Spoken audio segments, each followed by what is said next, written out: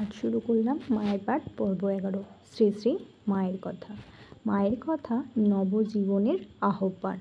তার আগে শুরু করি, যারা চ্যানেলটিকে সাবস্ক্রাইব করেননি, যদি ভিডিওটি ভালো লাগে তাহলে অতি অবশ্যই চ্যানেলটিকে সাবস্ক্রাইব করবেন। তো শুরু করলাম মায়ের কথা নবজীবনের আহ্বান। দেখতে দেখতে শারদামণি সুষমা মাণ্ডিত হয়ে চতুর্দশ বর্ষে উপনীত হয়েছেন। এমন সময় প্রায় 7 বৎসর পরে গদাধর জন্মভূমি সন্দর্শনে আসলেন। এই কয় বৎসরে তন্ত্র ও বেদান্তের কি কঠোর সাধনাই না তিনি করেছেন। সাধন সমুদ্রের পাড়ে আজ তিনি সহজাবস্থা লাভ করে সদানন্দে নিমগ্ন। শ্রীরামকৃষ্ণ নামেই এখন তিনি সমধিক পরিচিত। সঙ্গে এসছেন তার তন্ত্র সাধনার গুরু ভৈরবী ব্রাহ্মণী এবং ভাগ্নে হৃদয়। প্রতিবেশীর বহুদিন পরে তাদের গদাধরকে পেয়ে আনন্দিত। তিনিও সকলের সঙ্গে প্রাণ খুলে মেলামেশা ও হাসি খুশি করে সৎপ্রসঙ্গ দ্বারা তাদের মন ঈশ্বরের দিকে টানতে লাগলেন। এই আনন্দের হাট পূর্ণ করবার জন্য জয়রামবাটি হতে শারদামণিকে কামারপুকুরে আনা হলো। এই সময় শ্রীরামকৃষ্ণ তাকে সহধর্মিণী রূপে গড়ে তুলবার দিকে মন দিলেন। কি করে প্রদীপের সলতে পাকাতে হয়, কিভাবে কখন কার সহিত কেমন ব্যবহার করতে হয়, কিভাবে ভগবানের ধ্যান ধারণা করতে হয়, সব তাকে শিখাতে লাগলেন। শারদামণিও নীরবে শিষ্যার মতো সব শিখতে লাগলেন। একদিন জীবনের উদ্দেশ্যে আধ্যাত্মিক সাধনা সম্বন্ধে শ্রীরামকৃষ্ণ বললেন, চাঁদ মামা সকলের মামা, তেমনি ঈশ্বর সকলের অতি আপনার। যে তাকে মন প্রাণে ভালোবাসে ডাকে, সেই তার দেখা পায়। তুমি যদি ডাকো তুমিও দেখা পাবে। আর তাকেও দেখা পাওয়া যায় জীবনের উদ্দেশ্য, নতুবা জীবন বৃথা। শ্রীরামকৃষ্ণের এই প্রেমপূর্ণ কথাগুলি শারদামণির অন্তরে প্রবেশ করল এবং তার জীবনে পড়তে পড়তে মিশে গেল। তিনি তার পরম গুরু পতিকে জীবনে ধ্রুবতারা করে তার বাক্যমন্ত্রের মতো সাধনার পথে অগ্রসর হতে লাগলো।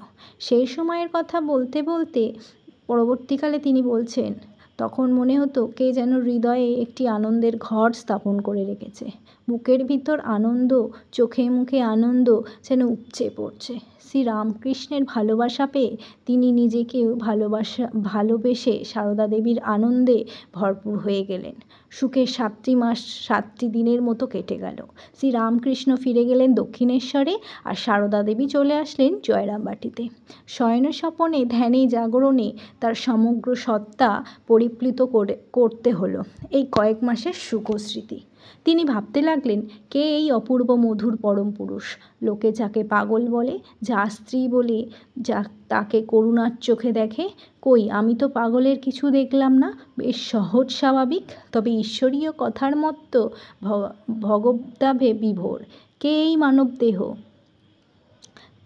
মহাসাধক আমার স্বামী। শ্রদ্ধা, ভক্তি ও প্রীতিতে তার মন প্রাণ ভরে উঠল।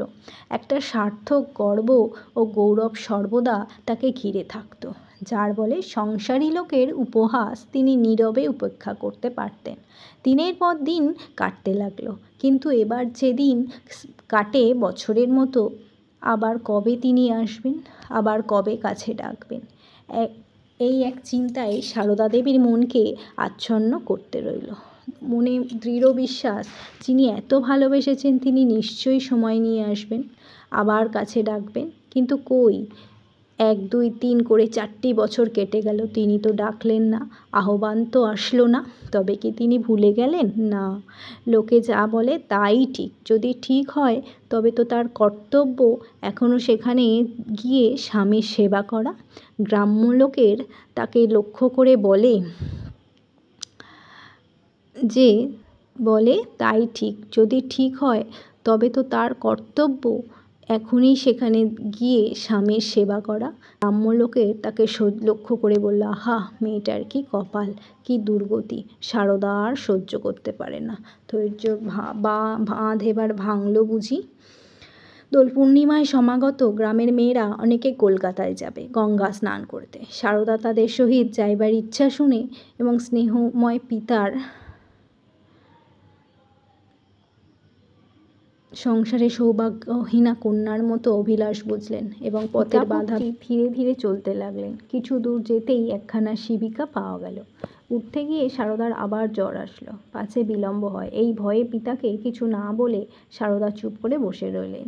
সারাদিন চলিয়া রাত্রি প্রায় 9টার সময় তারা দক্ষিণেশ্বর পৌঁছালেন। সহসা সারদামণিকে গায়ে